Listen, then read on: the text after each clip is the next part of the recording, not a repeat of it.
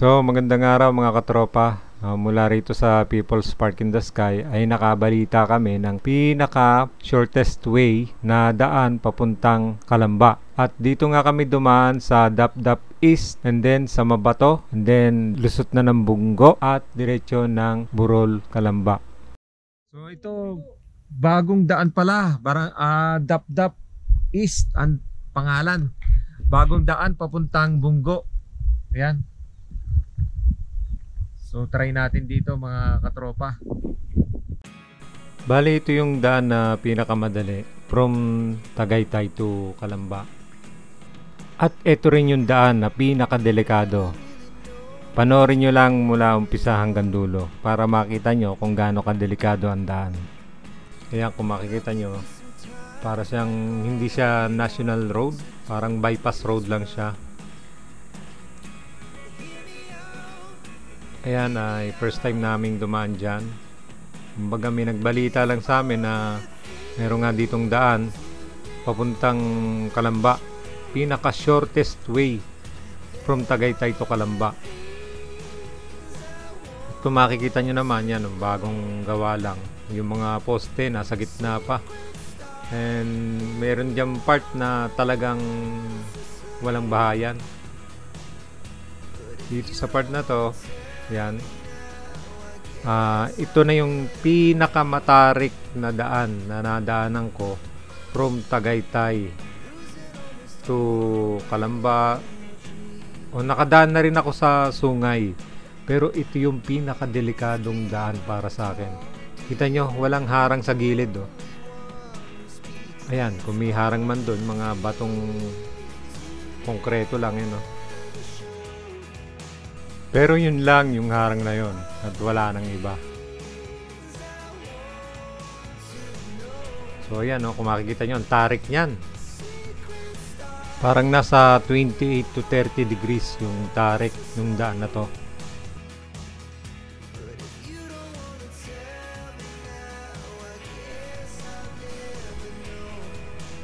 So ayan, kung makikita nyo, ang ganda ng view yun sa part na yan, Nakaka-enjoy naman na dumaan dito kung talagang adventurous ka. Pero kung bago kang driver, huwag kang dadaan dito. Pinakadelikado yan. Lalo sa mga naka 4 wheels. So lakasan lang talaga ng loob kung talagang bagong driver ka lang at medyo wala ka pa masyadong experience sa mga aksidente. Lakasan lang ng loob. Ayan, kung makikita nyo, ang tarik talaga. Ibang klase.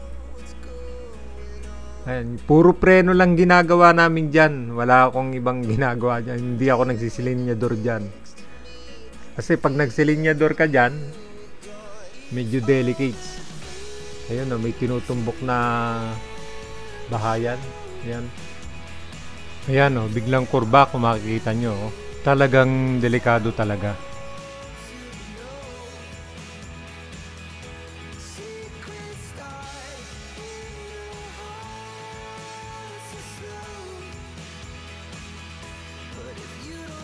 Parang malalayo yung agwat ng mga bahay, kaya isa sa delikadong rin yan, daan. Kung sakaling may humarang sa'yo dyan, hindi ka makakahingi ng tulong agad kasi gawa ng kukunti nga yung mga bahayan. Yan, kurbada pa, kita nyo. Walang harang dyan, kaya kung palasing-lasing ka dyan, naku po, finish ka dyan, dire-diretso ka dun sa ilalim. Ayan, tarik, kita nyo.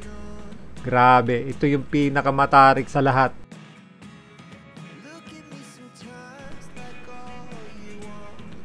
Puro preno ginagawa. Yung aking preno dyan, talagang parang mababurnout na. Kasi talagang ibang klase yung tarik talaga. Ayun, may harang na dito. Ayan. Na bakal. Ito nyo, nakapisil ako sa aking preno. Pero babalikan ko pa rin to kasi nga medyo adventurous ako. Babalikan ko pa rin yung daan na yan. Yun, may aso pa. Isa pang delikado yun, yung may aso. So ito medyo pumapatag-patag na ng konti. Paggabi na itong ano na to, itong time na to, siguro umalis kami sa People's Park mga ano na 6:30 mga ganon.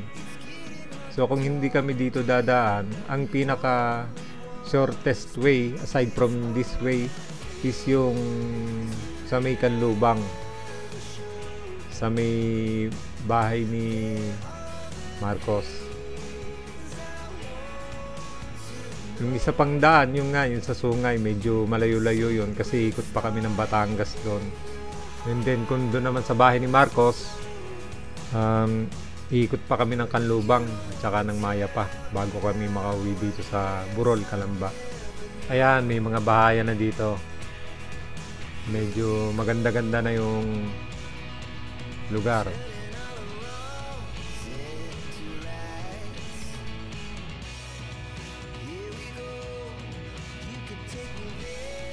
Ito, Mabato na ang tawag dito, Mabato, Calamba. Siguro from People's Park to Mabato, mga 10 to 15 minutes lamang. So ayan, naputol na yung daan. Rough road na mahaba yan. At talagang medyo bato-bato yung dadaanan nyo. Baka nga kaya tinawag na Mabato. Talagang mabato talaga yung daan. Kung makikita nyo naman, ayan o. Medyo inabot na kami ng gabi dyan. So ayan, mula dyan sa putol na daan hanggang dyan sa mga kahabaan ng rough road na yan, wala kang makikita mga bahay. Kaya wag kayong dadaan dito kapag gabi. Kung umaga, medyo safe dyan kasi umaga nga pero kung gabi na ganyan, medyo nakakatakot. Baka makakita ka ng multo. Joke lang, walang multo dyan. Yun lang, baka matsempohan ka ng medyo ibang klaseng tao. So pag natsempohan ka ng masamang tao, yung may masamang intensyon, wala kang mahihinga ng tulong kasi nga napakalalayo nung mga bahayan dyan. Kaya huwag kayong dadaan dito ng gabi. Unless siguro kung taga dito talaga kayo kasi kilala kayo dito. Pero kung dayo kayo kagaya ko, huwag kayong dadaan dito ng gabi.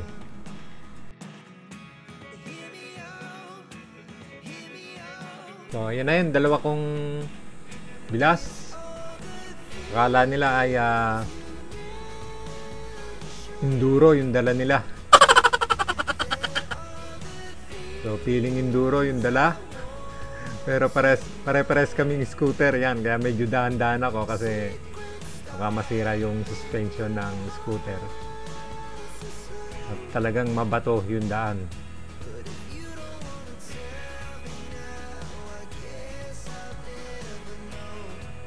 Ayan, kung makikita nyo, mga walang bahayan dyan. And then may madadaanan tayo dyan tulay. Ayan. Ginagawa pa lang yung tulay na yan.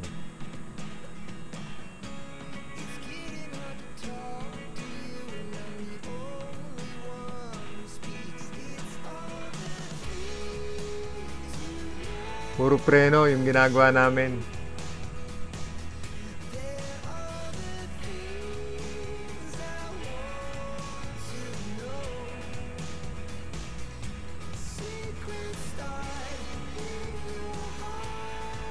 Ayan na yung tulay. Yun. Yan lang ang kalsada dyan, yung tulay. After nyan, lubak-lubak na ulit. Yan. Pag naulan pala, huwag kayong dadaan dito. Kasi madulas yung daan na yan. Medyo parang bukid yung pagkalupa. Kaya madulas yan kapag umuulan. So yan, medyo inaabot na kami ng kadiliman. At hindi pa rin kami nakakalabas dun sa mabatong daan. So kung dadaan kayo dito ng ganitong gabi, medyo kailangan nyo lang talaga manalangin kayo ng marami. Kasi nga nakakatakot yung daan. Kung dadaan kayo dito mga katropa, i-check nyong mabuti yung inyong sasakyan. Lalong-lalo na yung suspension at saka preno. Kasi kung mahinang suspension nyo, bibigayan dito. Saka yung preno, dapat talaga malakas. So yun, meron na ulit na kalsada. Tuloy-tuloy na yan hanggang dun sa Bunggo, hanggang dun sa Burol, Calamba. Dito sa daan na to, safe na dito. Kasi marami na dito mga bahayan. So kung may mangyari man sa iyo dito sa daan, marami ka na mahihinga ng tulong. So ayan, naipakita ko na sa inyo kung gaano kadelikado yung daan dito from Tagaytay to Calamba. Nasa sa inyo na kung dadaan pa rin kayo dito o hindi. Pero ako, dadaan pa rin ako dito. Hindi nga lang ako dadaan ng gabi, nang nag-iisa. Kung dadaan kayo dito ng gabi, mas maganda kung meron kayong kasama para meron kayong mahihinga ng tulong. At kung meron mang gagawa sa inyo ng masama, medyo mag-iisip kasi may mga kasama ka. So yun lang mga katropa, at maraming salamat sa pagsuporta sa aking munting channel. God bless all of us. And ride safe po mga katropa. Ingat po tayong lagi sa biyahe.